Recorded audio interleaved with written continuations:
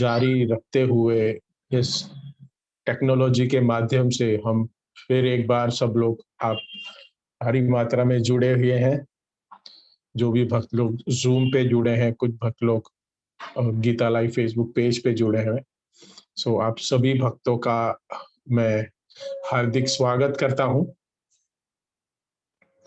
और जैसे कि हमें पता है, कल हमने characters of Ramayan Shri his grace Om Hari Prabhu द्वारा हमने बहुत सुंदर तरीके से हर एक कैरेक्टर के बारे में हमने समझने की कोशिश की थी। प्रभु जी ने बहुत अच्छे से एक्सप्लेन किया था हमें।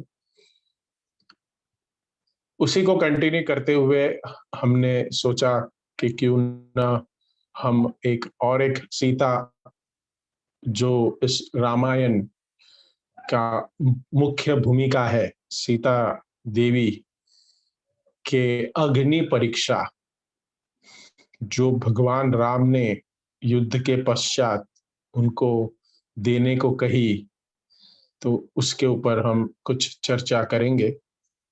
सो धीरे धीरे भक्त लोग आ रहे हैं, जुड़ रहे हैं। सो दिख रहा है। सो शुरू करते हैं।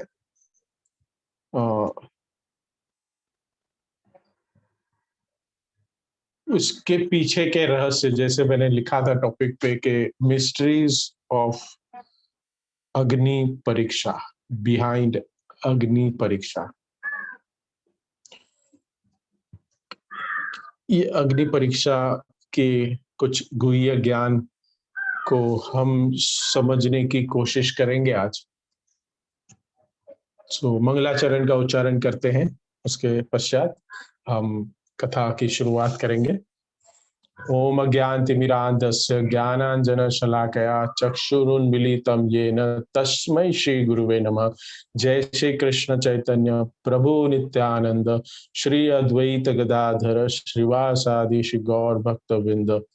नमो विष्णुपादाय कृष्ण पृष्ठाय भूतले श्रीमते भक्ति वेदांत स्वामी इति नामिने।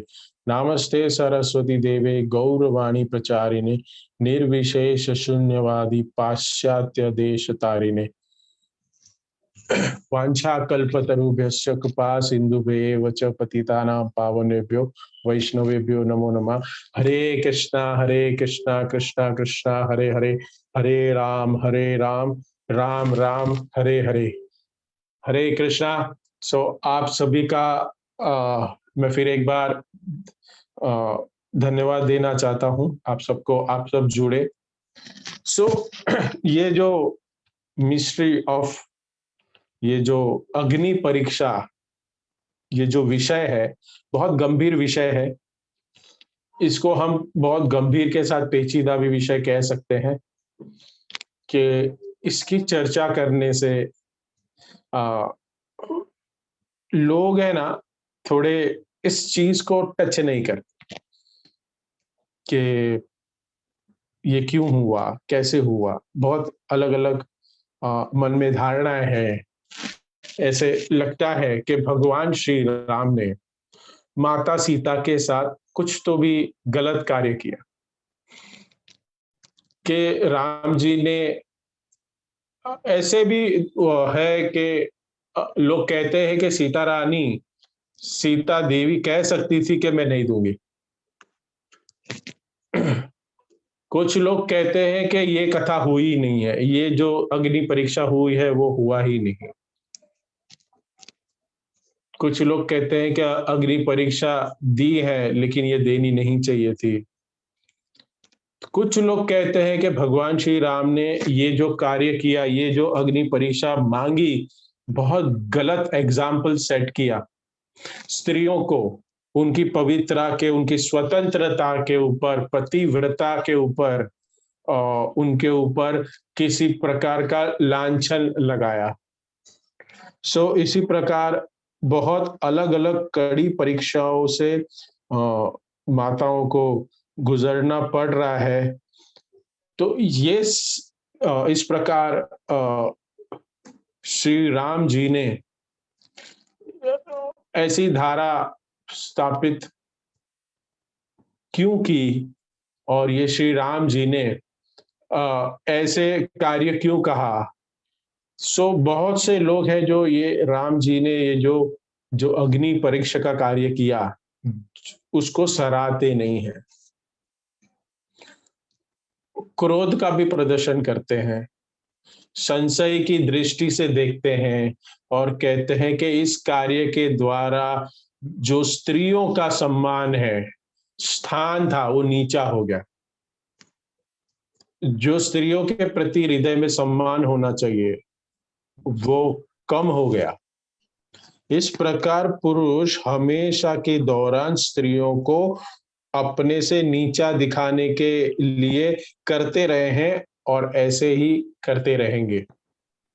सो विशेषकर जो नारियां जो स्त्रियों के स्वतंत्रता के ऊपर बहुत ज्यादा रुचि रखती है, जैसे अंग्रेजी में जो शब्द है फेमिनिज्म, फेमिनिस्ट, स्त्रियों के समान राइट्स के लिए, स्त्रियों को जो समान राइट्स के लिए जो लड़ते हैं, तो वो लोग इसको सराहना नहीं करते। ये जो कार्य है भगवान श्री राम की भी गलती है और सीता महारानी की भी गलती है। सीता माता को इस तरह कमजोर और लाचार नहीं बनना चाहिए था। तो श्री राम जी के सभी बातों को स्वीकार नहीं करना चाहिए था। तो श्री राम ने जब अग्नि परीक्षा मांगी तो माता सीता को अनादर कर देना चाहिए था, नहीं करना। सो ये कलयुग का प्रभाव है, अभी के कलयुग में ऐसे होता है और आप सबको भी पता है कि आज ये पॉसिबल नहीं है। इसी के वजह से क्लेश है, क्योंकि बहुत कुछ डिस्टर्ब हो गया है। I don't want to go more into that topic, नहीं तो वो कुछ अलग दिशा में चला जाएगा। लेकिन आज जो हम जो सीखने के लिए आए हैं, जो हम समझने के लिए आए हैं, उसको हम उसी के ऊपर टिके रहे। सो अपने अपने विचारधारा को प्रस्तुत लोग करते रहते हैं, लेकिन शास्त्रों में जब ये घटनाओं ऐसी घटनाओं को हम समझते हैं, पढ़ते हैं, तो ये ऐसा क्यों होता है। सो एक एक उदाहरण मैं देता हूं कि अलग अलग शास्त्रों से अलग अलग विचार प्रकट होते हैं, अलग अलग व्यक्ति अपने अपने अलग अलग क्या कहते हैं, अपने मत रखते हैं। तो एक प्रैक्टिकल हम एग्जाम्पल से इसको समझते हैं कि ऐसा क्यों होता क्यों है। तो अगर मैं चाहूं आगे आपको एक एग्जाम्पल दूं कि न्यूटन नाम का एक वैज्ञानिक है, आप सब लोग जानते हो, और उन्होंने बहुत प्रकार के अलग अलग साइंटिस्ट थे तो संशोधन किए। उनके प्राकृतिक उनके उनके कुछ प्रैक्टिकल नियमों को भी उन्होंने एस्टैब्लिश किया, उसको समझाया प्रैक्टिकली। तो उसको मॉडर्न फिजिक्स का फादर भी हम जानते हैं। तो एक दिन न्यूटन, उन्होंने एक दिन पेड़ से सेब को गिरते हुए देखा, और ऐसे बताया जाता है कि उनके मन में प्रश्न उठता है कि ये सेब नीचे ही क्यों गिरा, ये ऊपर क्यों नहीं गया, लेफ्ट में क्यों नहीं गया, राइट में क्यों नहीं गया। और इसी के वजह से इस संशोधन के वजह से, इस विचारधारा के वजह से लॉ ऑफ ग्रेविटी उन्होंने एस्टैब्लिश की। इसका मतलब ये नहीं था कि पहले नहीं था, लॉ ऑफ ग्रेविटी था, लॉ ऑफ ग्रेविटी थी, बट न्यूटन ने इसको इस प्रैक्टिकल माध्यम से एस्टैब्लिश किया। On the paper he brought this law of gravity. Newton से पहले बहुत से पहले लोगों ने सेबों को गिरते हुए देखा है, बट उन्होंने अलग तरीके से सोचा, जिसके वजह से गुरुत्वाकर्षण जो है उसके बारे में हम समझ पाए। तो वैसे ही के अलग अलग व्यक्ति जब कथा सुनते हैं तो समझने का प्रयास करते हैं, लेकिन सब उसको सही तरीके से समझते हैं, ये जरूरी नहीं होता। तो जब तक हम शास्त्रों की बात करते हैं, ऐसे महान महान व्यक्ति के चरित्रों के बारे में चर्चा करते हैं, रामायण में श्री राम और उनकी अर्धांगिनी माता लक्ष्मी है, सीता माता, उसके ऊपर जो चर्चा हो रही है, तो इसके विषय में कौन बताएगा? जो बता सकता है जो हृदय से बहुत शुद्ध है, जो आत्मा बहुत शुद्ध है, जिनकी चेतना बहुत शुद्ध है, कि वही इस पास टाइम में, इस ज्ञान में पहुंच सकती है। हर एक व्यक्ति समझ नहीं सकता ये ज्ञान। सी हम लोग है ना, बहुत सारे गैजेट्स यूज करते हैं, हम इलेक्ट्रॉनिक सारी चीजें यूज कर सकते हैं, यूज कर रहे हैं, आज मोबाइल यूज कर रहे हैं, कोई कंप्यूटर यूज कर रहा है, कोई टैब यूज कर रहा है, बहुत सारी अलग अलग चीजें हम यूज कर रहे हैं, बट हम इसको कैसे बना है और इसके पीछे जो प्रिंसिपल है उसको नहीं समझते, उसको नहीं जानते हम, लेकिन हम उसको यूज करते हैं। उसी प्रकार हम जो शास्त्रों में बात बताई गई है, इसको प्रत्येक व्यक्ति ऐसा नहीं है कि समझ सकता है। जो विशेष लोग होते हैं, जिसकी चेतना शुद्ध होती है, वो ठीक तरीके से इसको समझ पाते हैं अपनी साधना के बल पर, और भगवान की कृपा से इस शिक्षाओं के गूढ़ रहस्य को जान पाते हैं। तो हम रामायण में बताए गए इस चर्चा को हम समझने की कोशिश करेंगे, और वैष्णव आचार्य, जो महान वैष्णव आचार्य ने जो टीका लिखी है, जो उन्होंने, वो सक्षम थे इसको समझाने के लिए, उनके माध्यम से हम इसको कुछ समझने की कोशिश करेंगे, बहुत जरूरी है। ऐसे लोगों की शिक्षाओं से, जैसे आज हम भगवत गीता हमारे पास जो है एज इट इज, ये महान भगवान के जो पार्षद एसी भक्तिवेदांत स्वामी श्रील प्रभुपाद, उनकी कृपा से आज ये भगवत गीता हमें मिली है। आज वो भगवत गीता का पठन करके देखे विश्व में कितने लोग इस भक्ति को, भगवान के जो मूल संदेश को समझ पा रहे हैं। तो ऐसे ऐसे संतों, ऐसे गुरुजनों, ऐसे ऐसे पवित्र आत्माओं, जिन्होंने साक्षात इस लीला का दर्शन किया है, जिन्होंने साक्षात इस गूढ़ रहस्य को समझा है, तो और इस ऐसे लोगों के, ऐसे भक्तों के मुखारविंद से जो टिप्पणियां निकली है, उनके जो कमेंट्रीज हैं, उसको कंपाइल करके आज हम कुछ समझने की कोशिश करेंगे। तो आज हम रामायण, चैतन्य चरितामृत और स्कंद पुराण और श्रीमद् भागवतम में 9वें अध्याय में सुखदेव गोस्वामी परीक्षित महाराज को कुछ संक्षेप में भगवान राम जी की कथा सुनाते हैं। 3 चैप्टर्स हैं उसमें, चैतन्य चरितामृत में भी है, और रामायण तो आपको पता है वाल्मीकि द्वारा जो रामायण है। तो हम सब जानते हैं कि जो राम जी का जो जीवन है, चरित्र है, वो रामायण नाम के ग्रंथ में, जो वाल्मीकि रामायण है जो उन्होंने रचना की है, उसमें आता है। भगवान कृष्ण को अगर किसी को जानना हो तो वो महाभारत पढ़ सकता है, और उसको और ज्यादा डीप में जानना चाहता है तो उसका श्रीमद् भागवत पुराण में आता है।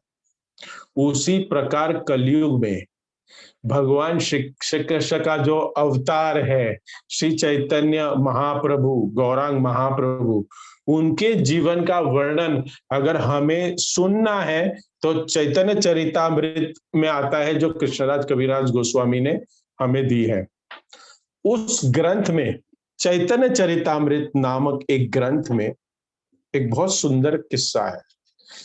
आप सभी से मेरे रिक्वेस्ट है, जितने भी लोग जुड़े हुए हैं, बहुत ध्यान से सुनेगा, क्योंकि this is all the mystery. ये मिस्ट्री के तरह ही मैं आज प्रेजेंट करने वाला हूं।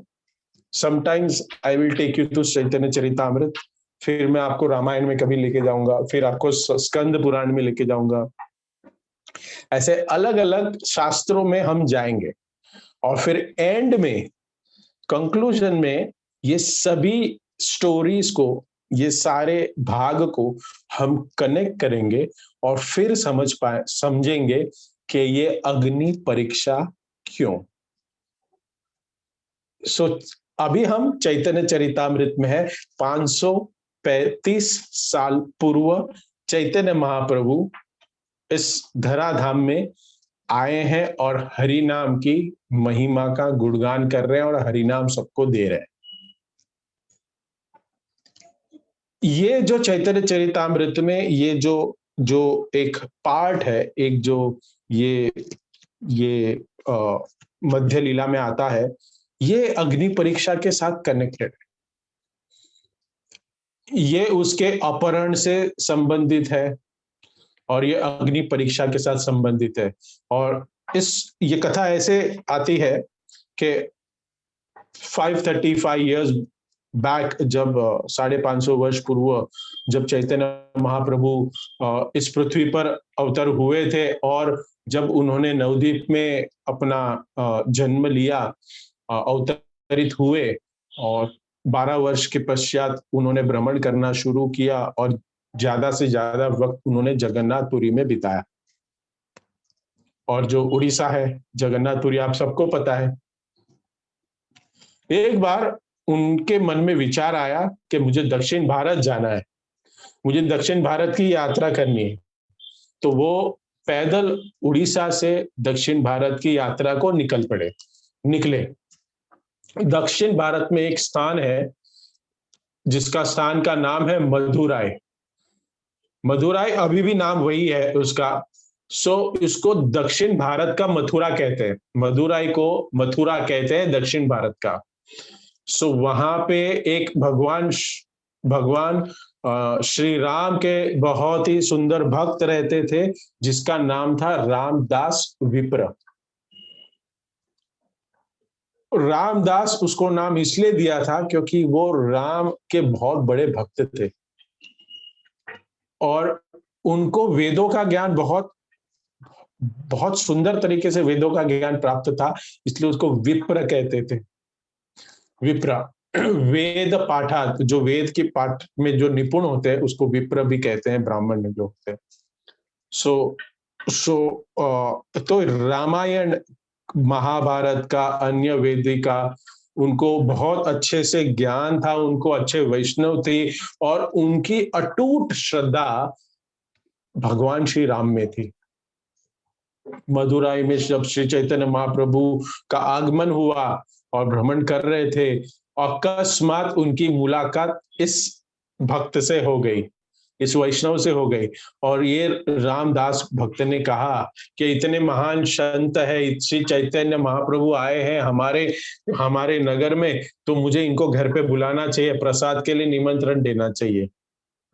मेरे घर पे आएंगे, प्रसाद पाएंगे तो मेरा घर पवित्र हो जाएगा।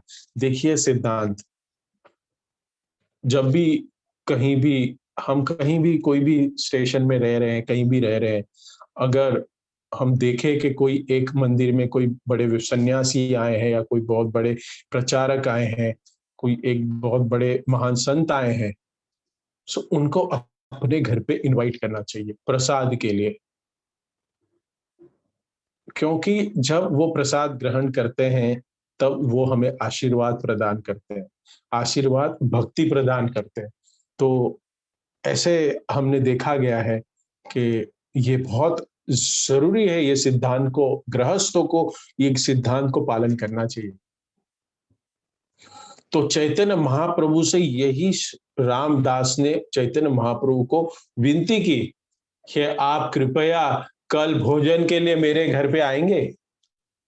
श्री चैतन्य महाप्रभु ने देखा कि बहुत अच्छा शुद्ध वैष्णव है, तो शुद्ध भावना से ये मुझे प्रसाद खिलाएगा तो मैं जाऊंगा इसके पास, शुद्ध भाव है। 12 बजे हम, जब हमेशा प्रसाद का टाइम क्या है, 12 बजे, तो उसी समय पे गए। तो उस समय चैतन्य महाप्रभु ने देखा कि रामदास विप्र नाम का जो ये ब्राह्मण है वो किसी विचारों में खोया हुआ है और ऐसे ही बैठा हुआ है। और किसी प्रकार का भोजन पकाने का कार्य चल ही नहीं रहा है।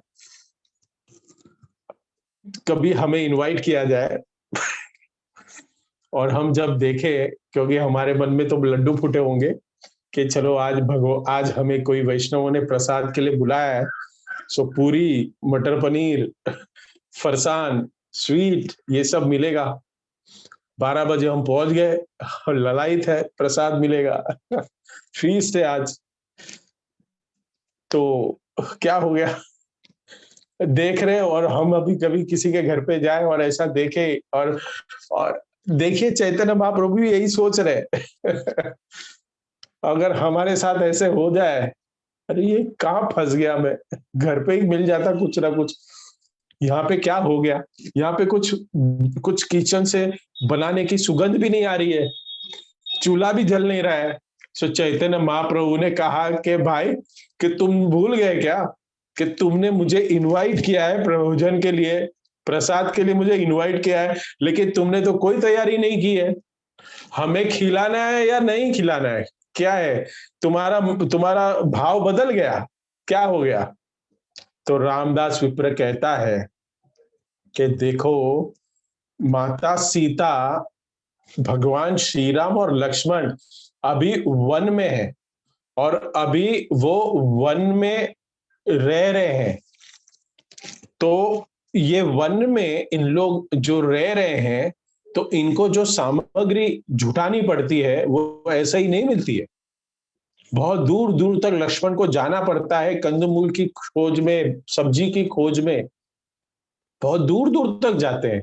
देखिए हमारे पास तो कैसा है कि आज अगर हमें ग्रोसरीज चाहिए तो स्विगी है, जोमेटो है, नहीं सॉरी क्या है उसको, बिग बास्केट है, ग्रोफर्स है, फ्राजो है, ये है वो है, घर बैठे सब कुछ आ जा रहा है।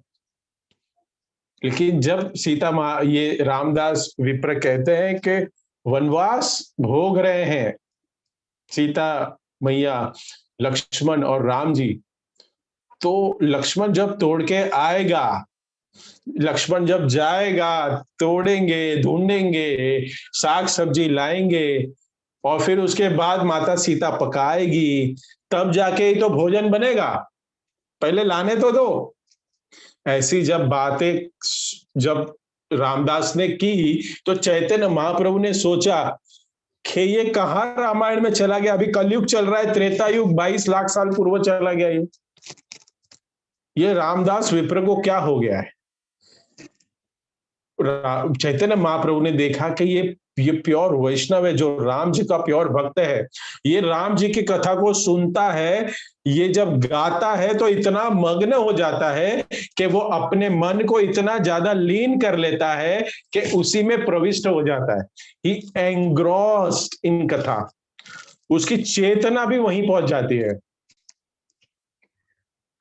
सो कथा को सुनना कैसे चाहिए, पढ़ना कैसे चाहिए, और आचरण कैसा करना चाहिए, ये रामदास विप्र हमें सिखाते हैं कि हम स्वयं पहुंच जाए वहां पे, उसका अनुभव करना चाहिए। कथा जब हम सुनते हैं, हमारे साथ कभी कभी कभी होता है, पता है, कथा में कभी नहीं होता है, हमारे मूवी देखने के टाइम होता है कि कोई मूवी जब कोई देखते हैं तो उसमें क्या हो रहा है, तो उसमें हम अपने आप को अंदर घुसा लेते हैं।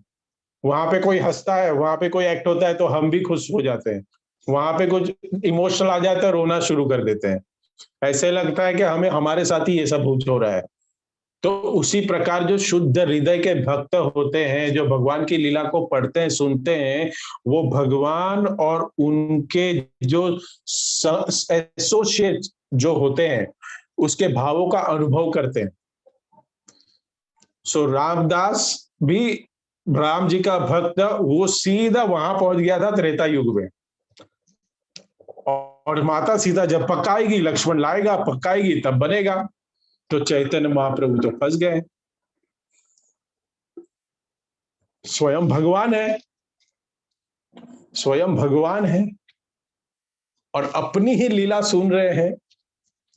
जो स्वयं है भगवान चैतन्य महाप्रभु, भगवान श्री कृष्ण, या कहो श्री राम जी, क्या फर्क है, वही है।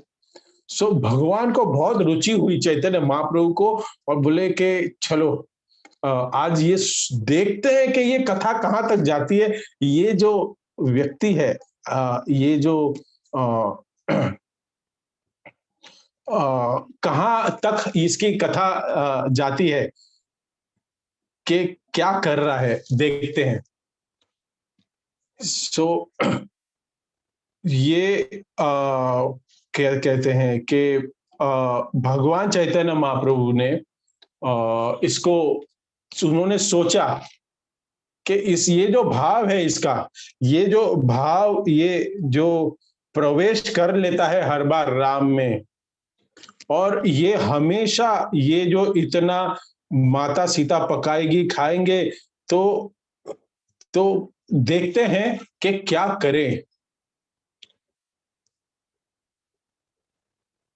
और आगे कथा आगे और जब जाती है, तब चैतन्य महाप्रभु सोचते हैं कि चलो देखता हूं, और मैं सोचता हूं क्या होता है कि देखते हैं चैतन्य महाप्रभु कि ये कैसे राम के चरित्र में, राम जी के जो कथा में इतना मग्न हो गया है।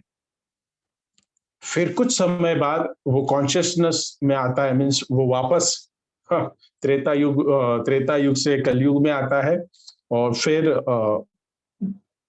प्रसाद पका के चैतन्य महाप्रभु को परोसता है, और चैतन्य महाप्रभु उसको बहुत सुंदर तरीके से, आनंद से, भाव से उस प्रसाद को ग्रहण करते हैं।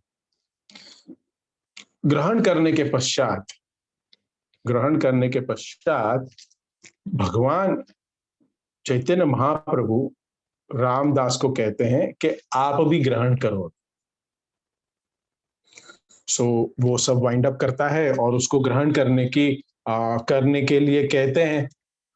और जब ग्रहण करने को बैठते हैं, फिर से रामदास इस रामायण की कथा में इतने मग्न हो जाते हैं, और फिर एक प्रश्न पूछते हैं चैतन्य महाप्रभु को प्रसाद साइड में, और पूछते हैं कि ऐसे कैसे हो गया कि सीता महारानी, जो स्वयं नारायण, स्वयं भगवान राम की लक्ष्मी जी पत्नी है, उसको रावण ने कैसे टच करके, रावण कैसे उनका अपहरण करके लेके गया। इतना आसुरिक व्यक्ति है वो माता सीता को हरण कैसे कर लेके गया, उसको छू भी कैसे सकता है। चैतन्य महाप्रभु सोचने लगे कि ये रामायण में प्रवेश कर चुका है, कि अभी अलग लीला में पहुंच गया है। सो चैतन्य महाप्रभु उसको समझाने लगे कि रामदास, तुम्हें ये बताता हूं मैं कि सीता माता जो है वो बहुत पवित्र है। कैसे हो सकता है ये रावण जैसा व्यक्ति को छू सकता है? तो वो तो जगत माता है, महालक्ष्मी है, ऐसे नहीं हो सकता। तो मैं वही सोच रहा हूं, रामदास विप्र कहता है कि मैं वही सोच रहा हूं कि कैसे हो सकता है। बट रामायण की कथा जो वाल्मीकि जी ने लिखी है, वो कह रहा है, रामदास विप्र भगवान चैतन्य महाप्रभु को कह रहा है कि उसमें तो लिखा है कि रावण ने अपहरण किया सीता मैया का। सो श्री चैतन्य महाप्रभु रामदास को समझाते हैं। क्या कह के समझाते हैं, क्या रहस्य बताते हैं, ये रहस्य हम बाद में जानेंगे। यहाँ पे हम इसको पॉज करते हैं। कलयुग की जो चैतन्य चरितामृत की रामदास और चैतन्य महाप्रभु की जो कथा है, यहाँ पे आप इसको फुल स्टॉप नहीं, बट इसको एक कॉमा लगा दो। अब हम चलते हैं रामायण की कथा में। रामायण में जाएंगे और एक घटना को सुनेंगे, और फिर हम सभी को जोड़ेंगे और निष्कर्ष पे पहुंचेंगे। रामायण में ऐसा वर्णन आता है कि रावण जो लंका का नरेश है, सभी राक्षसों का राजा था, वो उसका एक दिन है ना बहुत सर दुखने लगा। क्या होने लगा? उसका सर दर्द होने लग गया। अभी देखिए कि हमारे तो सर एक ही है, रावण के तो 10 सर है। अगर वो वैदा आए और पूछे कि भाई तुम्हारे कौन से सर में दर्द है, 10 सर, हमेशा 10 सर नहीं होते, बट ये एक व्यंग का भाव है इसके लिए कि कौन से सर में दर्द है राम का, रावण का। सो देखिए, रावण जो है ना, राक्षसों का राजा है, राक्षसों का राजा है। राक्षसों का राजा, सामान्य लोगों की इच्छा को पूर्ण करना कितना मुश्किल होता है। और रावण दिन रात राक्षसों के साथ डील करता था, कितना परेशान होगा। और ऐसा ही हुआ, जब हमारे साथ भी ऐसे होता है ना, हम बहुत बार कुछ काम में रहते हैं, बहुत बार बहुत कुछ काम करके हम थक जाते हैं, तो हर 2-3 महीने में ना एक ब्रेक चाहिए होता है। और उस ब्रेक में हम क्या करते हैं, थोड़ा वीकेंड में कहीं घूमने चले जाते हैं। और घूमने कहाँ जाते हैं, हिल स्टेशन पे, ऐसे ऐसे जगह पे हम जाते हैं। और हम लोग क्या सोचते हैं कि वहां पे हमें आराम मिलेगा। तो वैसे ही रावण ने भी सोचा कि मैं ये सब, अभी ये कार्यकलापों से मुझे रेस्ट चाहिए, ये वीकेंड आ रहा है, लंबा वीकेंड है नेक्स्ट वाला, मैं अपने विमान को लेके मैं कहीं हिल स्टेशन चले जाऊंगा, मेरा दिमाग ठंडा करने जा रहा हूँ। सो विमान, पुष्पक विमान में बैठ के उड़े और धीरे धीरे वो हिमालय की तरफ गए। रावण हिमालय की तरफ गया और एक चोटी पर देखा कि बहुत ही तेज प्रकाश निकल रहा है, बहुत ही पूरी तरीके से सफेद प्रकाश निकल रहा है, बहुत तेज निकल रहा है। तो विमान और नजदीक लेके गया, तो देखा कि एक बहुत सुंदर कन्या, अविवाहित कन्या वहां पे तपस्या कर रही है। श्वेत रंग के कपड़े, शुद्ध कपड़े पहन के तपस्या कर रही है। इतनी सुंदर थी, स्त्री थी वो, इतनी सुंदर स्त्री थी कि रावण, देखिए रावण तो राक्षसों का राजा और कामुक भाव धारण करने वाला, उसका तो यही भाव था कि मैं पूरे तीनों लोक का को विजय पा लिया था, तो सबकी राजा के, सबके वहां के राजकुमारियों को अगवा करके अपने पास रखता था। उन्होंने देखा, रावण ने जब इस स्त्री को देखा, बोला कि तीनों लोक में ऐसी सुंदर स्त्री मैंने कभी नहीं देखी, मैं इतना शक्तिशाली राजा हूं और ये सुंदर स्त्री है, तो हम दोनों का विवाह हो जाना चाहिए। तो प्रपोज के लिए बढ़ने लगा, नजदीक और गया और कहा, हे सुंदर देवी, तुम यहाँ पे क्या कर रही हो? तुम घर का सुख भोगने छोड़ के तुम यहाँ पे अकेले में इस पर्वत पे तपस्या कर रही हो? तुम्हारा क्या अभिप्राय है? तुम ये तपस्या करने का कारण क्या है? तपस्या के कारण तुम्हारी सुंदरता कम हो चुकी है, तो तुम महान राजा की पत्नी बनना चाहिए तुम्हें, और तुम्हें ये जो तपस्या करने की कोई जरूरत नहीं। और रावण ने पूछा कि तुम हो कौन हो, बताइए। तो रावण ने जैसे पूछा, तो बोलता है कि मेरा नाम है वेदवती और मेरे पिताजी का नाम है कुशध्वज, और वो चाहते थे कि मेरा विवाह विष्णु जी से हो। बहुत सारे देवता आए मेरे साथ विवाह करने के लिए, लेकिन मेरे पिताजी ने वो वो जो प्रपोजल है वो धिक्कार दिया। कुछ समय के बाद मेरे पिताजी का देहांत हो गया, और कुछ समय बाद, उसके बाद मेरे माता का भी देहांत हो गया। अब मैं अकेली रह गई हूँ। जब से मेरे पिता ने चाहा है कि मैं विष्णु की ही पत्नी बनूं, तो तब से मैंने हृदय से केवल और केवल शिव विष्णु की ही पूजा की है, और उनको ही अपने प्रत्येक श्वास को मैं तपस्या के अग्नि में जलाकर मैं उनको प्रसन्न करना चाहती हूं मैं कि वो मुझे अपनी पत्नी के रूप में मुझे स्वीकार करें। रावण को जब ये पता है कि आप सबको, कि जैसे वो विष्णु का नाम सुनते हैं तो उसका खून खौल जाता है। रावण ने कहा कि तुम उस विष्णु की पत्नी बनना चाहता हूं जो मेरे से हमेशा डरता है वो विष्णु जी। वो बोलता है कि मैं तीनों लोक का राजा हूं, मेरे से शक्तिशाली और कोई नहीं है, और मेरे भय के कारण वो जो विष्णु है वो देखो उधर जाके एक शेष शैया पे सोया हुआ है, वो कभी उठता नहीं है। तुम उस विष्णु की पत्नी बनना चाहते हो, उसको भूल जाओ। वो विष्णु जो है उसका क्या उसकी क्या औकात है मेरे सामने। मैं हीरा हूं, तुम मेरी पत्नी बन जाओ, तुम इस संसार की महारानी बन जाओ, तीनों लोकों की महारानी बन जाओगी। वेदवती को गुस्सा आया। वेदवती को गुस्सा तभी आया जब विष्णु जी की निंदा की राक्षस ने, और वो राक्षस रावण राक्षस जाति का था। चेतना उसकी पूरी डिस्टर्ब थी।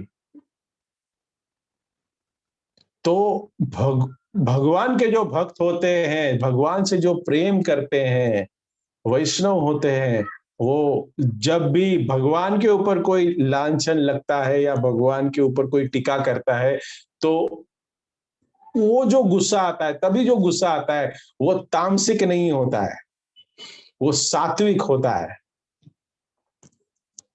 तभी भगवान के इंसल्ट सुनते हैं जो हमारे हमारे स्वयं हमारे इष्ट देव है। परम पुरुषोत्तम भगवान के बारे में अगर कोई कहे और वैष्णव चुपचाप सुन ले तो वो वैष्णव नहीं है, उसको रिएक्शन देना चाहिए।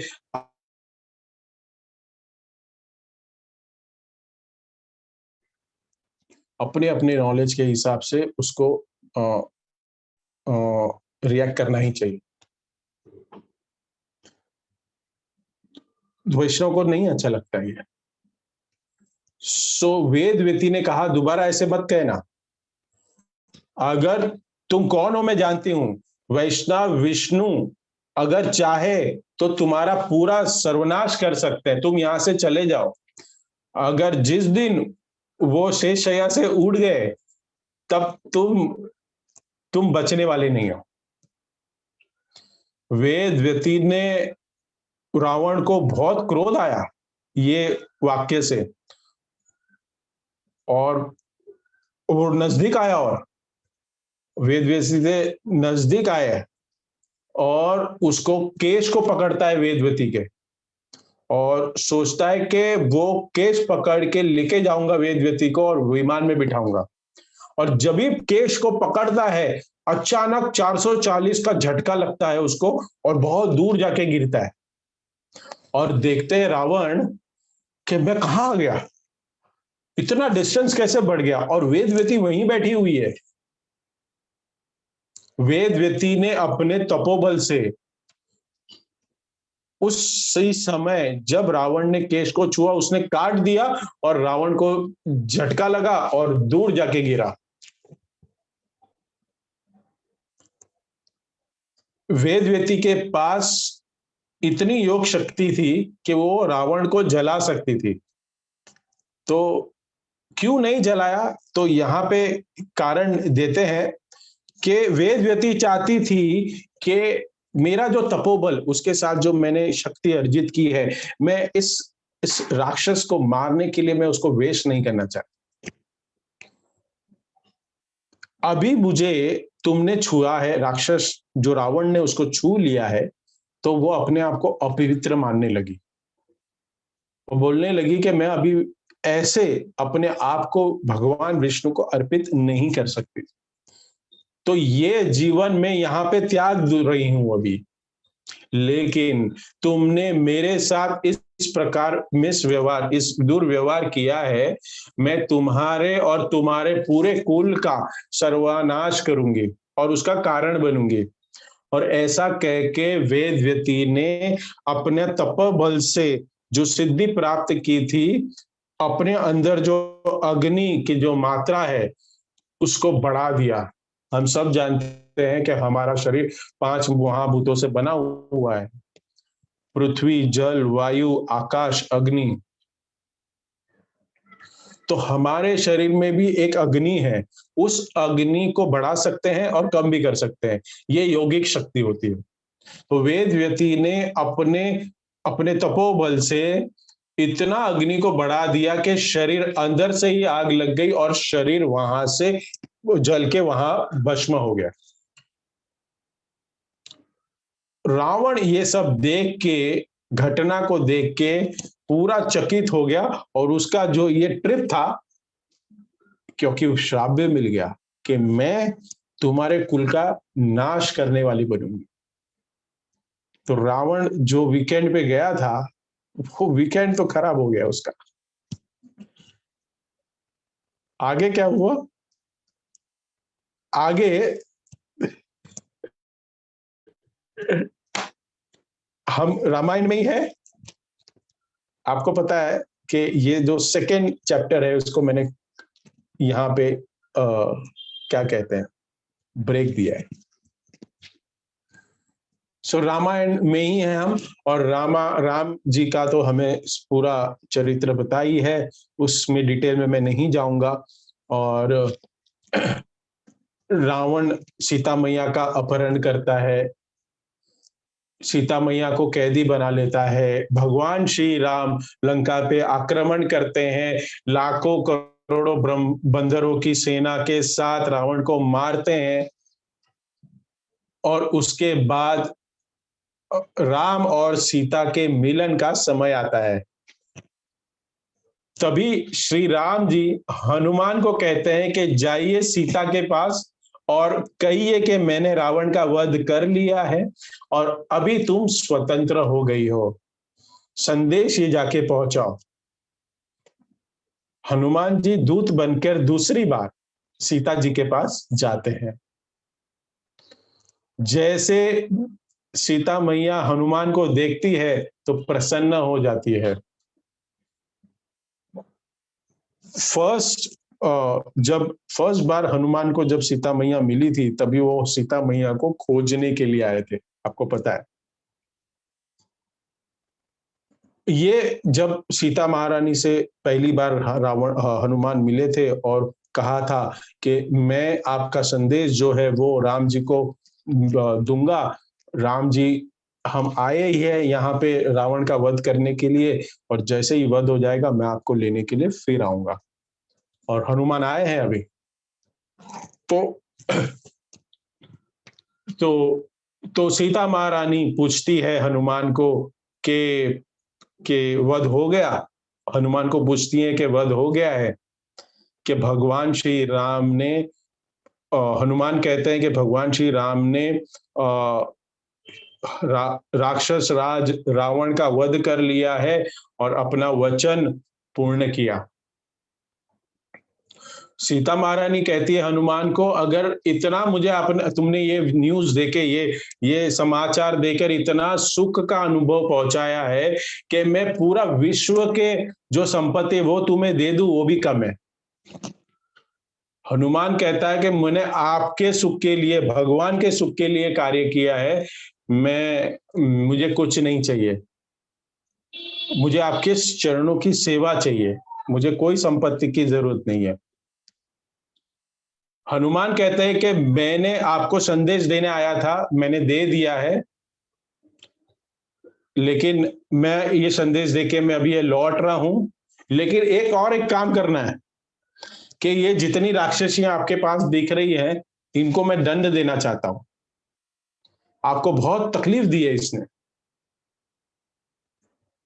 तो सीता महारानी बहुत ही कोमल हृदय से स्वभाव की कहती है, बोलती है कि ये जो भी किया इन्होंने, ये अपने उसके जो ईश्वर है, उनके जो ईश्वर थे रावण, उनकी आज्ञा से किया है। नहीं, इन्होंने मुझे जो भी तकलीफ दी है वो उसकी आज्ञा का उन लोग पालन कर रहे थे। हनुमान, इनको कुछ मत करो। ये है सीता महारानी का चरित्र। तो मैं सीता मैया समझती है कि मैं अपने जीवन में जो भी कष्ट आए हैं वो मेरे पूर्व जन्म के प्रारब्ध कर्म हैं। ये वो कर्म थे, मुझे भोगने थे। तो इसको आपको कोई दोष देने की, इनको कोई दोष देने की, ये राक्षसियाँ जो है, इनको कोई दंड देने की कोई ज़रूरत नहीं है। मेरे जीवन में जो भी हुआ, ये मेरा ही प्रारब्ध गलत कार्य है। गए जन्म में मैंने जो कर्म किए हैं, उसका ही मुझे दंड है। तुम श्री राम के पास वापस चले जाओ। इसको दंड देने की कोई ज़रूरत नहीं। हनुमान जी राम के पास आते हैं और कहते हैं कि मैंने समाचार दे दिया है और आपसे मिलने के लिए अभी बहुत उत्सुक है। हनुमान जी कहते हैं, और अभी देखिए यहाँ पे श्री राम जी यहाँ पे एक निर्णय लेंगे। ये निर्णय हमारे लिए समझना बहुत बहुत इंपॉर्टेंट है। बहुत ही सोच के साथ इसको समझना है। भगवान श्री राम ने सोचा, ऐसा रामायण में वर्णन है। भगवान राम जी सोच रहे हैं कि कि कि कि मैं जो इस पृथ्वी पर जो आया हूं, वो मनुष्य के रूप में आया हूं, एक राजा के रूप में आया हूं। या कि मैं तो पूर्ण पुरुषोत्तम भगवान परमेश्वर सच्चिदानंद विग्रह सनातन मैं ही हूं, सर्व कारण कारण मैं ही हूं। बट मैं आया हूं, एक एक एक मानव लीला करने आया। तो जो भी मैं कार्य करता हूं, उसमें मनुष्य को धर्म का पालन कैसे करना चाहिए, वो सिखाने के लिए आया हूं। इसकी शिक्षा मुझे देनी है।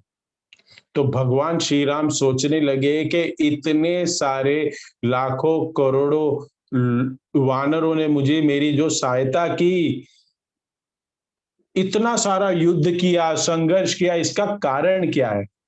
एक ही व्यक्तित्व, सीता।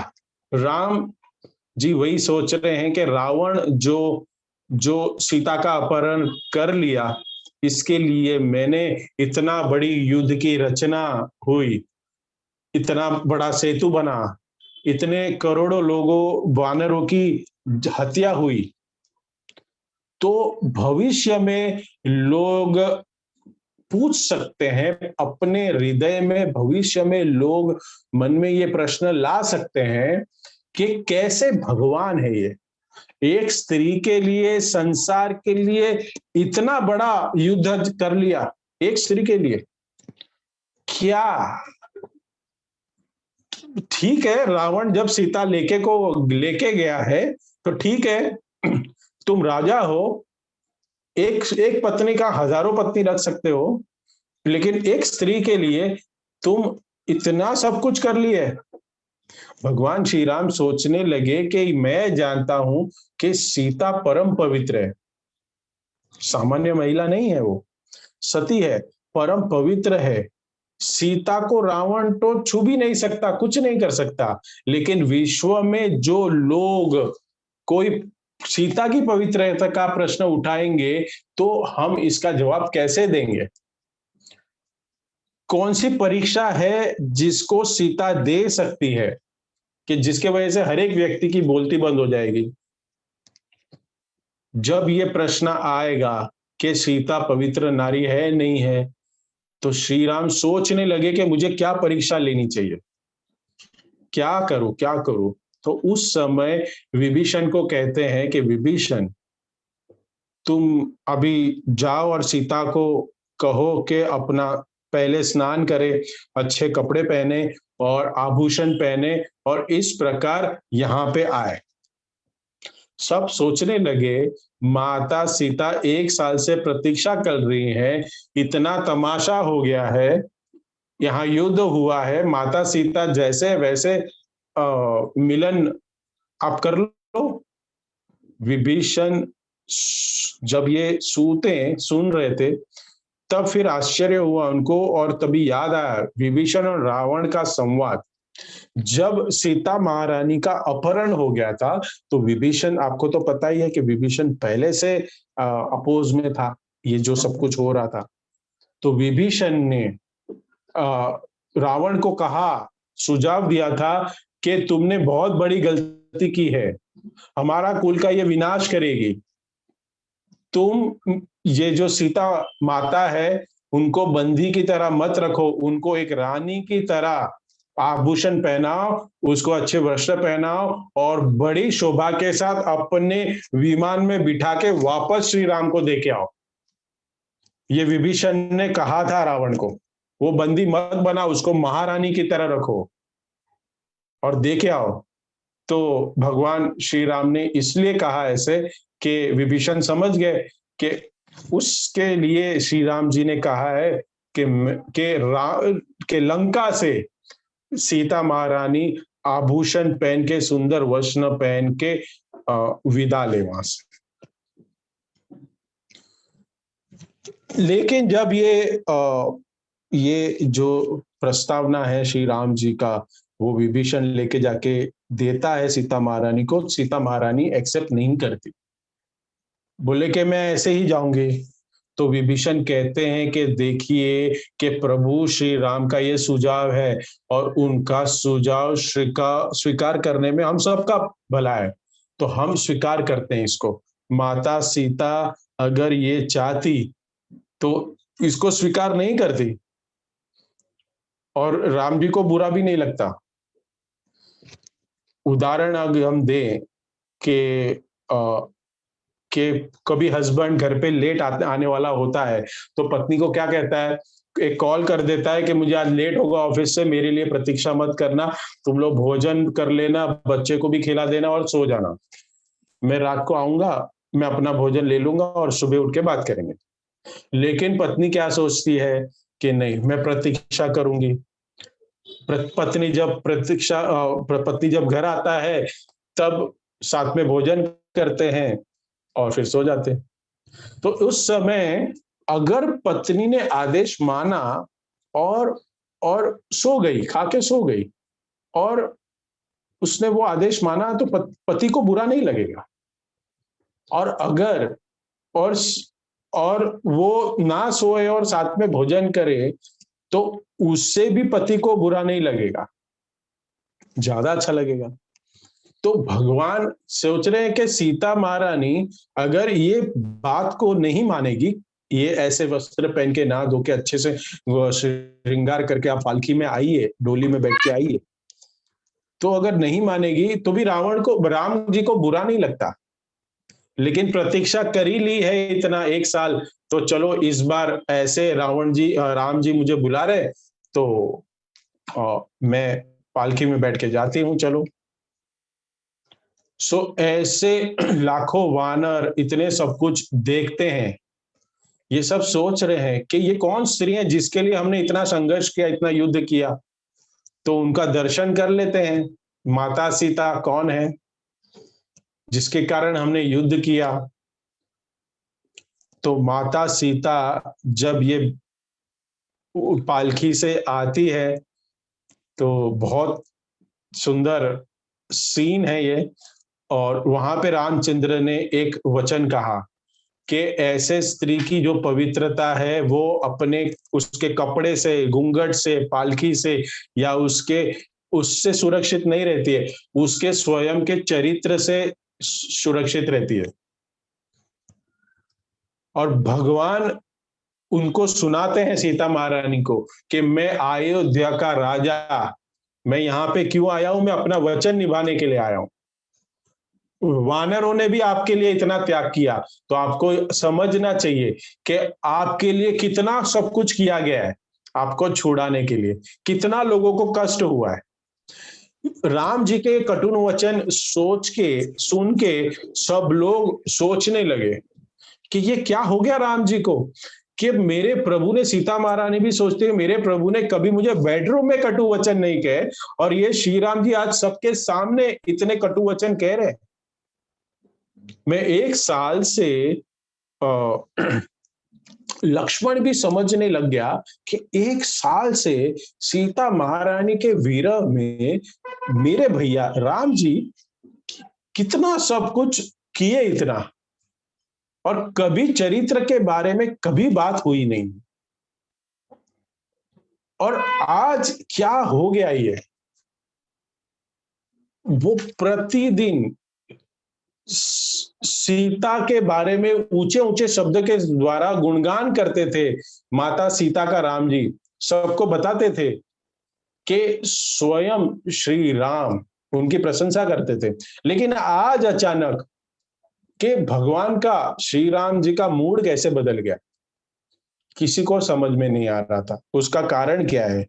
श्री राम परीक्षा लेना चाहते थे, और अगर परीक्षा लेने के पहले अगर मुलायम हो तो उसका कोई परीक्षा का मायने ही नहीं होगा।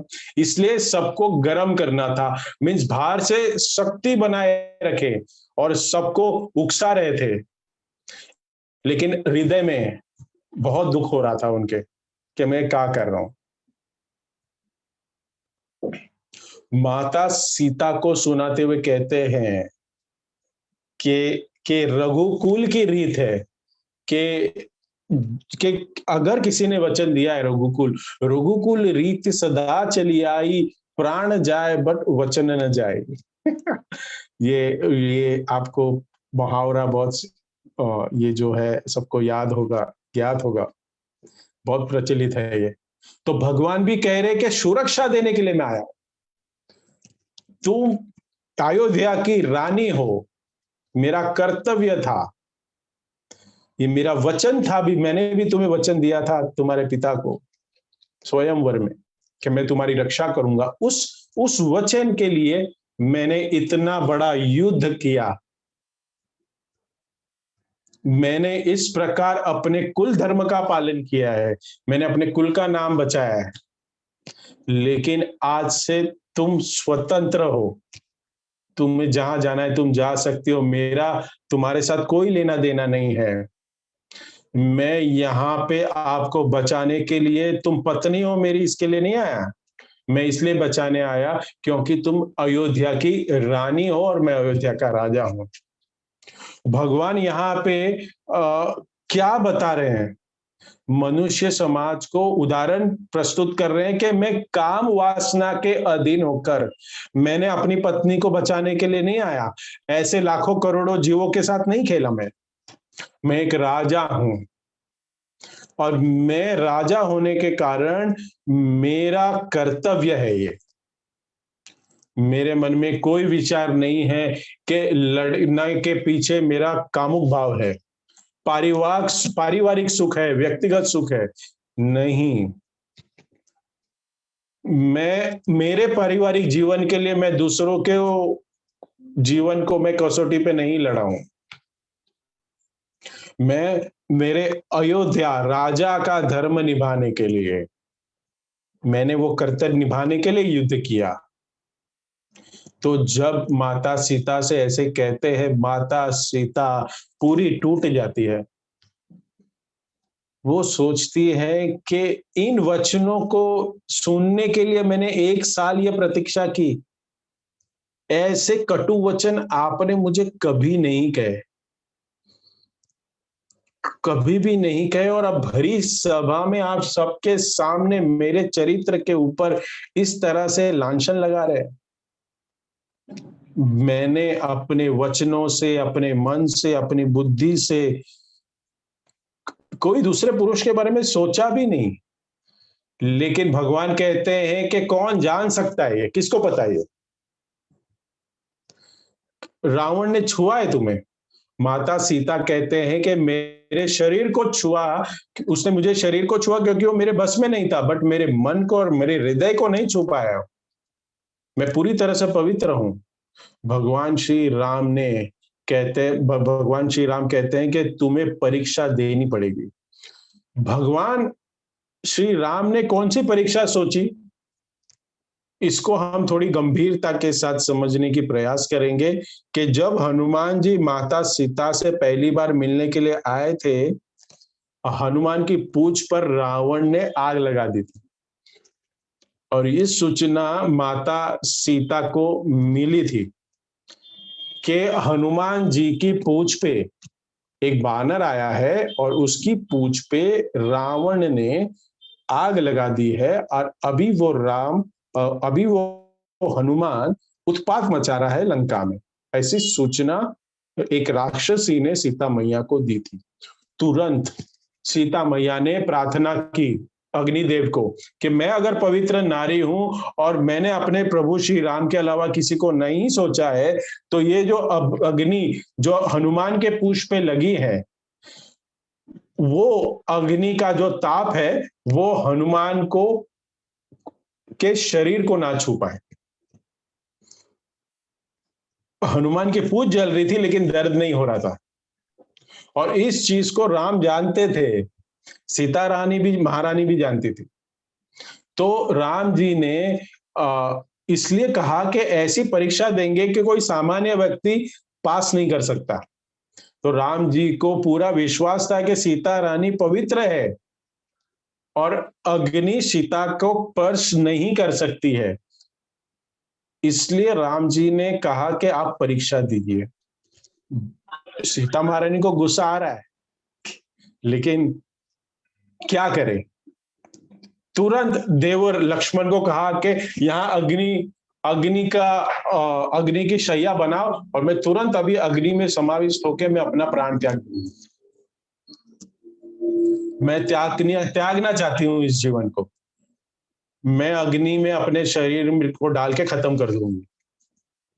लक्ष्मण सुनते हैं इस चीज को, दुविधा में पड़ जाते हैं। वो सोचते हैं कि मैं क्या करूं, क्या अभी मैं सीता माता अपनी अग्नि की शैया बनाने को कह रहे हैं, ये और मेरे भाई, ये वही भाई है जब जब जब सीता महारानी का जब रावण अपहरण करके ले गए थे, तभी यही राम मेरे भैया पशु से पूछ रहे थे, प्राणी से पूछ रहे थे, झाड़ से पूछ रहे थे, फल से पूछ रहे थे, फूल से पूछ रहे थे कि मेरी सीता महारानी कहाँ है, मेरी सीते कहाँ है, ये पूछ रहे थे। ये राम, आज ये राम को क्या हो गया? नदी से, झरने से, पर्वत से पूछ रहे थे कि कोई मुझे सीता के बारे में बताओ। और जो सीता को प्राप्त करने के लिए हमने इतना बड़ा सेतु बनाया, इतने लोगों की बलि चढ़ी, और अभी कह रहे हैं कि परीक्षा दो उस सीता के लिए। ये समझ में नहीं आता। लक्ष्मण को गुस्सा भी आ रहा था, संकर्षण है, लेकिन क्या करे, भगवान बड़े भाई के सामने कुछ कर नहीं सकते। माता सीता ने कहा अग्निशैया को बिछाओ। भगवान लक्ष्मण जी ने राम जी की तरफ देखा, तो मैं ये परीक्षा ले रहा हूं, राम जी पूछ मन में है, लेकिन उदाहरण प्रस्तुत करने के लिए, एक उदाहरण प्रस्तुत करने के लिए मैं ये करना चाहता हूं। भगवान श्री राम थोड़ा सा, राम जी सर हिलाते हैं, यस। लक्ष्मण ने अग्नि की शैया को बिछाया। माता सीता तभी देवताओं से प्रार्थना करती है कि सभी देवतागण, मैं अगर पवित्र हूं, आप अगर मैं पवित्र हूं तो मुझे बचा लीजिए। वैष्णव आचार्य टीका कहते हैं कि मैं प्राण त्यागना चाहती हूं, पहले कहा, और अभी अगर मैं पवित्र हूं तो मुझे इस परीक्षा से पास कर लीजिए। इसका अर्थ क्या था कि सीता स्वयं समझ रही थी, क्योंकि सीता महारानी को पता था कि मेरी परीक्षा क्यों ली जा रही है। ये राम जी की योजना को जानती थी। ये पतिव्रता नारी होती है कि अपने पति का जो भाव है वो समझ जाए, क्या पति करना चाहता है, वो उसका व्यवहार क्या है, ऐसे क्यों सोच रहा है। अगर ऐसे, ये जो आज तो मुश्किल है, लेकिन सीता महारानी और राम जी, लक्ष्मी और स्वयं नारायण उसके विषय में हम चर्चा कर रहे हैं। तो विपरीत भाव उसी सीन में हम देख रहे हैं कि सीता महारानी कह रही है कि क्यों, मैं लक्ष्मण को कह रही है लगाओ और मैं अपना जान देना चाहती हूँ, मैं अपने आप को छोंक दूंगी इस अग्नि में। ये सब कटु वचन सुनने के पहले मैं मर क्यों गई? 1 साल क्यों ऐसे इतना बड़ा सब कुछ क्यों किया भगवान मेरे पति ने? और विपरीत हृदय में प्रार्थना कर रही है देवताओं को कि अगर मैं पवित्र हूं तो ये अग्नि मुझको कुछ नहीं कर सकती। तो सीता मैया ने राम जी को प्रदक्षिणा की और उसके बाद सीता महारानी अग्नि में प्रवेश हो गई। ऊपर से देवी देवता सब लोग देख रहे हैं, ये क्या हो रहा है, ये क्या हो रहा है। भगवान क्या करते हैं, क्यों करते हैं? जन्म कर्म चमे दिव्यम यो में तत्व वेत्ता। सो ब्रह्मा जी भी श्री राम की तरफ देखे, देवी देवता सब आ गए, ब्रह्मा जी भी आ गए। ब्रह्मा जी भगवान को देख रहे हैं और भगवान को देखते पूछते हैं कि आप भली भांति जानते हो आप कौन हो, आप भली भांति जानते हो सीता कौन है, तो ये नाटक क्यों, ये क्या, ये क्यों सब कर रहे हो, ये क्यों क्या साबित करना चाहते हो? ब्रह्मा जी की और तरफ देखते हैं कि मैं जानता हूं मैं कौन हूं, मैं पृथ्वी पे क्यों आऊं मुझे ये भी जानता हूं। ये सीता महालक्ष्मी है, ये कौन है, वो अपवित्र नहीं है, मुझे पता है। लेकिन ब्रह्मा तुम ये मत भूलो कि मैं भगवान नहीं हूं, मैं मनुष्य बन के आया हूं, तो मनुष्य धर्म का पालन कर रहा हूं, मनुष्य समाज का नियम पालन कर रहा हूं, राजा हूं, राज्य का नियम पालन कर रहा हूं, तो इसलिए जो हो रहा है होने दो। सब आश्चर्य में पड़ गए, सब सोच रहे हैं क्या होगा क्या होगा क्या होगा। और उसी समय क्या होता है, कुछ समय के बाद अग्निदेव स्वयं अपने हाथ से उठा के श्री राम के चरणों में समर्पण करते, मैं अग्निदेव हूं। अग्निदेव भी अभी नाटक कर रहे हैं कि मैं अग्निदेव हूं और मैं साक्षी हूं, मैं आपको वचन देता हूं कि सीता पूर्ण रूप से पवित्र है, शुद्ध है। सीता में अपवित्रता का एक परसेंटेज भी नहीं है। हर श्वास में आपका चिंतन किया है। आप कृपया सीता को पुनः स्वीकार कीजिए। जब ये बात की घोषणा होती है तब सारे बंदर उछलते हैं, सारे लोग खुश हो जाते हैं और भगवान श्री राम की जय, भगवान सीता महारानी की जय। एक फेस्टिवल हो जाता है, एक उत्सव हो जाता है। ये सभी के व्यक्ति के हृदय से ये संशय हट जाए और इसको उत्सव के रूप में देखें। तो ये उत्सव एक हुआ, अग्नि परीक्षा, जो उनके हृदय में विश्वास आया, इतना भगवान समझ गए कि हाँ, कि जो परीक्षा थी वो सफल रही।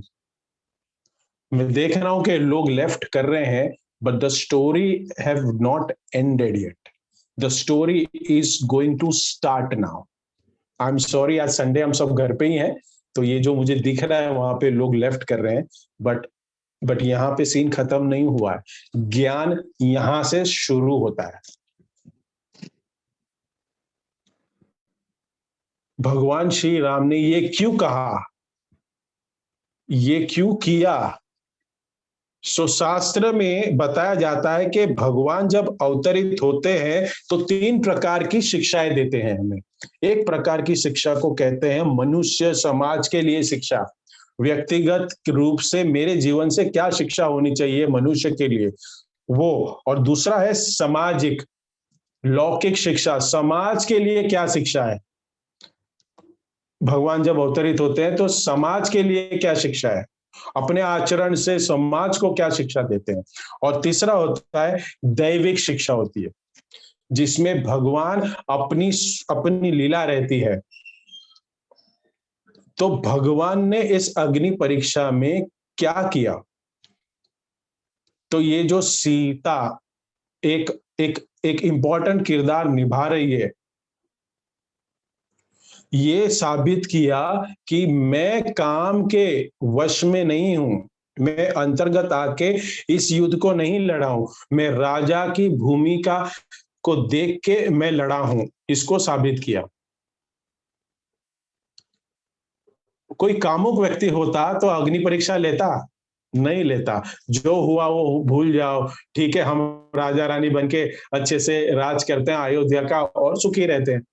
भगवान श्री राम को अपने सुख को भी कसौटी पे रखा कि मैं जो किससे प्रेम करता हूं, मैं जिसको इतना चाहता हूं, मैंने जिसके लिए इतना संघर्ष किया, उस उससे मैं परीक्षा ले रहा हूं।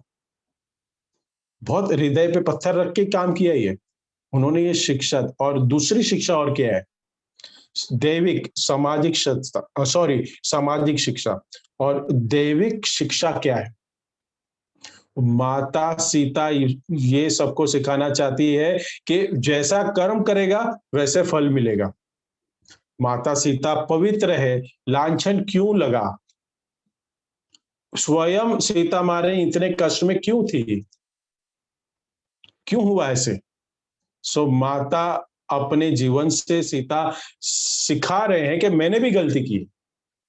जब रावण माता सीता का अपहरण करने आया था मरीच के साथ, माता सीता को अपहरण किया, तो मरीच हिरण बन गया, हिरण के प्रति आकर्षित हो गए और राम जी को कहती कि मुझे ये हिरण चाहिए। और राम जी हिरण को लेने के लिए चले गए और लक्ष्मण को कहते हैं कि लक्ष्मण को बोलो सुरक्षा करो सीता महारानी का। तो मरीच वहां पे राम की आवाज में लक्ष्मण को और सीता को पुकारता है। माता सीता ये क्या सोचती है कि हे प्रभु, मेरे प्रभु संकट में हैं, लक्ष्मण तुम सहायता के लिए जाओ। लक्ष्मण कहते हैं कि राम को कोई संकट नहीं आ सकता, राम के ऊपर राम को कोई हरा नहीं सकता, आप शांत रहिए, सीता मैया को कहता है। सीता मैया ने लक्ष्मण के ऊपर लांछन लगाया और कहा, लक्ष्मण को कहती है कि अच्छा अभी मुझे समझा कि तुम्हारा वास्तविक स्वभाव क्या है, तुम्हारा चरित्र क्या है। तुम चाहते हो कि भगवान श्री राम का वहां वध हो जाए और फिर तुम अयोध्या का राज भोगो और तुम मेरे साथ राजा बनके, मैं तुम्हारी महारानी बनके मैं अयोध्या में रहूं। तुम ऐसे सोचते हो, तुम छोटे भाई हो लेकिन तुम बहुत ही नीच के व्यक्ति हो। तुम गलत आरोपण सीता मैया ने किया और ये देख सुन के लक्ष्मण इतना दुखी होता है, क्योंकि लक्ष्मण ने कभी माता सीता के चरणों के कभी ऊपर देखा नहीं था, सिर्फ चरणों को देखा था, सिर्फ चरण की तरफ देखते हैं। लक्ष्मण कहते हैं कि मेरे प्रति ऐसा आरोप मेरे को मेरी माता के समान है, मैं श्री राम का स्थान लेना चाहता हूं, मैं पत्नी बनना चाहता हूं। लक्ष्मण इन वचनों को देख के इतने दुखी हो गए और वहां से चले गए राम जी को ढूंढने के लिए। तो भगवान राम ये दिखा रहे थे कि अगर कोई कटु वचन यूज करता है, किसी के ऊपर झूठा आरोप लगता है, तो उसके ऊपर भी लगेगा। जो लक्ष्मण को कटु वचन सुनना पड़ा, उसी प्रकार भगवान श्री राम द्वारा सीता को भी कटु वचन सुनने पड़े। तुम्हारा जो ये चरित्र पवित्र है या नहीं है मुझे नहीं पता, क्योंकि तुमने वहां तभी लक्ष्मण के मन को दुखाया था। तो हमें शिक्षा मिलती है कि इसके अंदर ये जो वैष्णव के हम समाज में रहते हैं या हम बड़े किसी के ऊपर भी कुछ भी आरोप लगाते हैं, किसी को कटु वचन कहते हैं, तो उसका रिएक्शन हमें इसी जन्म में मिलता है। किसी को दुख नहीं पहुंचाना चाहिए हमारे वचनों से, ये कर्म का सिद्धांत है। तो भगवान ने कर्म की सिद्धांत की शिक्षा भी यहां दी। एक बहुत गुह्य ज्ञान छिपा हुआ है। एक हम वापस कहानी में जाएंगे जहां पे रामदास दुखी बैठा है कि रावण ने सीता को छू कैसे लिया, कैसे छू लिया, कि माता सीता को राम से कैसे, ये जो रामदास है वो वहीं पे है, वो त्रेता युग में वही कथा में मग्न है। तो चैतन्य महाप्रभु सांत्वना देते हैं कि रुको रुको, तुम्हारा जो प्रश्न है कि रावण ने सीता को छुआ ही नहीं है, बात सच है, कैसे छू सकता है, तुम्हारा जो ये जो जो जो डाउट है वो सही है, छुआ नहीं है। सुनो कैसे। भगवान कहते हैं कि तुम बड़े बड़े पंडित हो, तुम ऐसे सोचने का प्रयास करो कि जो जो सामान्य व्यक्ति एक जीवात्मा है, वो आत्मा के स्तर पे जाके शुद्ध हो जाता है, उसको भौतिक वस्तु छू नहीं सकती। तो माता सीता तो स्वयं भगवान विष्णु की अर्धांगिनी है, माता लक्ष्मी है, नारायणी है, तो उसको भौतिक वस्तु कैसे छू सकती है? तो रावण तो भौतिक है, उसने कैसे छुआ? रावण ने छुआ तक नहीं है, भौतिक वस्तु आध्यात्मिक वस्तु को छू ही नहीं सकती, तो अपवित्र कैसे बनाएगी? तो ज्ञान का यूज करो रामदास, चैतन्य महाप्रभु कहते हैं, कैसे दूषित बनाएगा? रावण ने सीता महारानी को नहीं छुआ, तो क्या हुआ? रामायण में वर्णन क्यों है कि रावण कैसे लेके गया? तो महाप्रभु फिर से ज्ञान देते हैं, जिसमें चैतन्य चरितामृत में जो रावण सीता मैया को लेके गया था वो माया सीता थी, वो वास्तविक सीता नहीं थी, वो भौतिक प्रकृति की रचना थी, उसको लेके गया था, सीता महारानी को नहीं लेके गया था। अरे ये कैसे हो गया? इसके विषय में माता सीता एक समय में कुछ सोच रही है, उसका वर्णन आता है कि माता सीता का जो अपहरण करने आए, लक्ष्मण चले गए, श्री राम पहले ही चले गए, सीता देखती है कि ये जो क्रूर क्रूर राक्षस आया है मेरा अपहरण करने आ रहा है। सीता जानती है रावण कौन है, सब कुछ पता है, तभी अगर चाहे तो सीता मारे नहीं, रावण को तभी मार सकती, लेकिन वो आश्रम में अपने घर में गई और वहां पे जो अग्नि जल रही थी, अग्नि देवता से प्रार्थना की कि हे अग्निदेव, आप देवताओं के क्या हो, मैसेंजर हो। जैसे एक मैसेजिंग सिस्टम है हमारा, व्हाट्सएप है, पोस्टल सिस्टम है, ईमेल है, कि हम किसी भी वस्तु को किधर से दूसरे स्टेशन पे पहुंचाना है तो हमारे पास मैसेजिंग सिस्टम है, मेलर सर्विस है। वैसे ही देवताओं का कुछ भी वस्तु कुछ भी वस्तु पहुंचानी होती है एक स्टेशन से दूसरे स्टेशन, तो अग्नि देवता ये काम करते हैं, मैसेंजर का काम। तो कैसे समझे? यज्ञ जब हम करते हैं उसमें हम यज्ञ में आहुति देते हैं तो वो देवता के पास पहुंचता है, अग्निदेव वहां पहुंचाते हैं यज्ञ मार्फत। तो आप एक अग्निदेव एक वस्तु का दूसरे स्थान, एक वस्तु दूसरे स्थान तक लेके जा रहे हैं, तो सीता मैया अग्निदेव को कह रही है कि ये मेरा अपहरण करने आ रहा है। तो हम एक खेल खेलते हैं। क्या है खेल? कि क्या है ये खेल? मैं चाहती हूं कि आप यहां पर मेरी जैसी एक माया सीता को प्रस्तुत करो और यहां से मुझे अपने साथ लिखे जाओ। तो माता सीता ने ऐसे सोचा, तो वैसे ही अग्निदेव ने माता अग्निदेव ने माया सीता को के माया सीता का प्रकट किया। और ये माया सीता कौन है? वही है वेदवती, जो हमने स्टार्ट में राक्षस राज रावण जो वेदवती को अपने साथ ब्याह करने के लिए अपने घर लेके जाना चाहता था। आपको पता है ना, हिल स्टेशन पे रावण घूमने गया था, हिमालय। सो ये वेदवती वही है जो रिप्लिका बनी सीता महारानी, और उसने कहा था कि पूरे कुल का नाश करूंगी तुम्हारे, और मैं कारण बनूंगी। सो ये रावण लेके जो गया था वो माया सीता को लेके गया था। तो वेदवती को वहां पे लाते हैं, बिल्कुल सीता जैसे बनाते हैं और माता सीता को अपने साथ पुनः लेके जाते हैं, अग्निदेव। और रावण ने किसका अपहरण किया?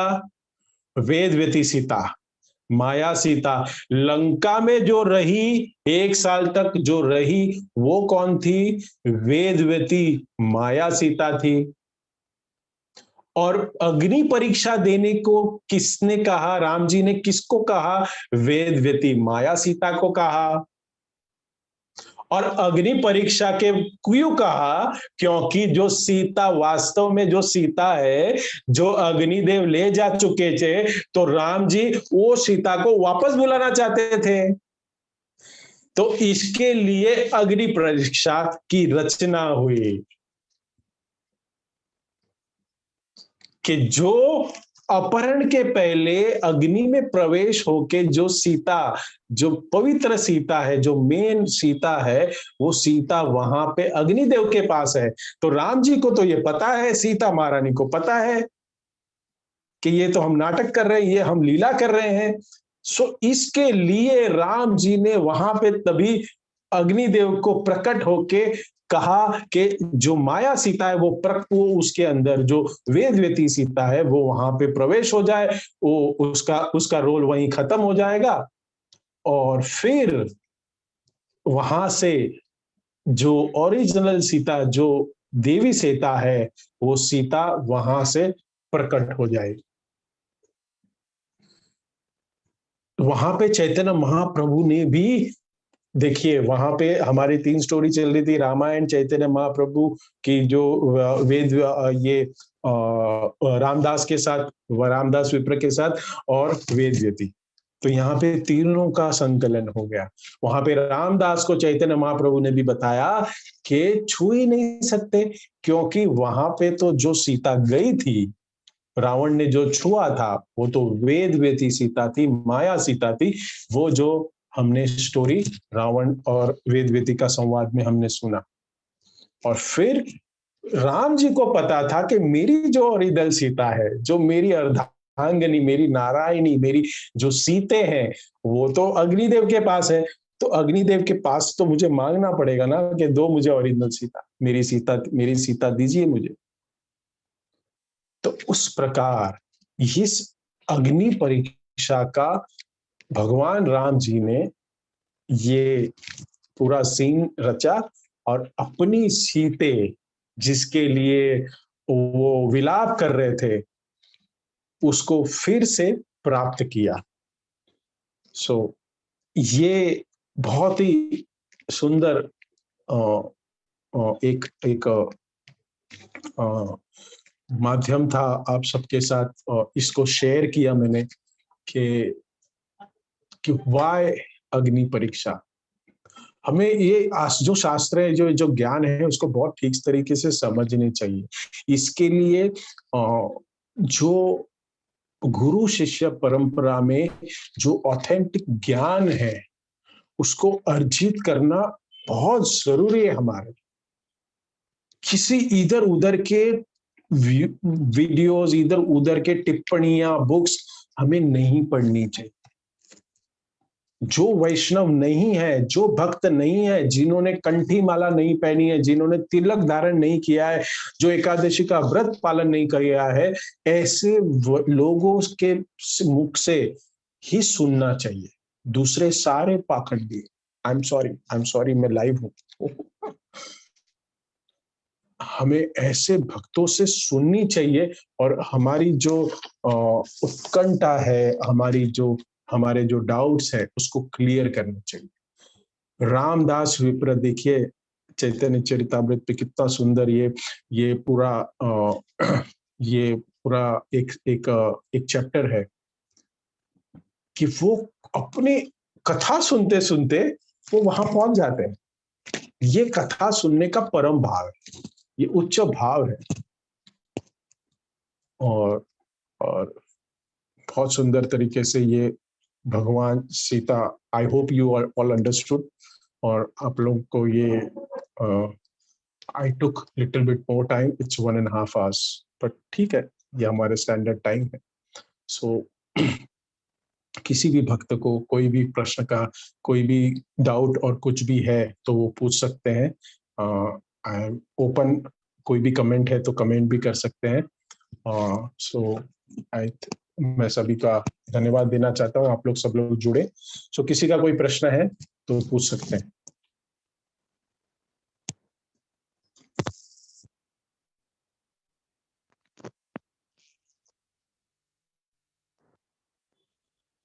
हरे Krishna. Hare Krishna Prabhu ji. Hare Krishna. Prabhu ji, like this was amazing, because ये मेरा भी बहुत डाउट होता था कि भगवान ने अग्नि परीक्षा क्यों दी करके। और जितने बार मैंने लोगों से क्वेश्चन पूछा ना, तो मुझे ऐसे आंसर देते कि अरे भगवान की माया थी। पर आज आपके लेक्चर में मेरा ये पूरा डाउट क्लियर हो गया। इसके लिए thank you Prabhu ji so much. Hare Krishna. किसी का कोई और प्रश्न या कोई टिप्पणी है तो पूछ सकते हैं, otherwise we can end the meeting और फिर महाप्रसादे गोविंदे आप लोग सब लोग कर सकते हैं। So I personally thank all of you who have joined. I thank Dhananjay for being a host. I thank you Abhinav, Mahi and Shreya Mataji, Aditya Pal Prabhuji, Amit Jha Prabhuji, Amit Mavin Kurve Prabhuji, thank you. हमारे thank you Amit ji for joining. Ankita Tankaria Mataji, Anushka माताजी, भारती ठाकर माताजी, दिव्येश भविष्कर प्रभु, दिवेश, दो Divesh, very good. Gauri Gaurangi Devidasi Mataji, thank you for joining. Geeta Tankare Mataji, Jatin Kumar Barad Prabhu ji, Kunjal Chauhan Mataji, Lalit Jha Prabhu ji, Lucy Mataji, Madhu Sharma माताजी, महेश मिश्रा प्रभु, नेहा मिश्रा माताजी, निखिल राठौड़ प्रभु, निशा माताजी, निशा झा माताजी, ओम हरि प्रभु, पीके माही माताजी, Poco M2O, और सॉरी आपका नाम नहीं है, बट जो भी है मैं आपको प्रणाम करता हूं और थैंक यू, मैं आपको थैंक यू बोलता हूं। रेखा टंकर माता जी हो गया। Shailesh Tikonkar Prabhu, Sanyam Dubey Prabhu, thank you. Sudha Vyas Mata ji, Tarun Nityanand Prabhu and Ruchi Radha Mata ji, Uday Walgude Prabhu ji, Vaishali Samant Mata ji, Sadhana Ben from Ahmedabad and Yash Kadere from Mathura. So thank you everyone for joining. किसी का कोई प्रश्न कोई कमेंट है तो पूछ सकते हैं, otherwise we will end the meeting here. So यहाँ पे एंड करेंगे। हरे कृष्णा।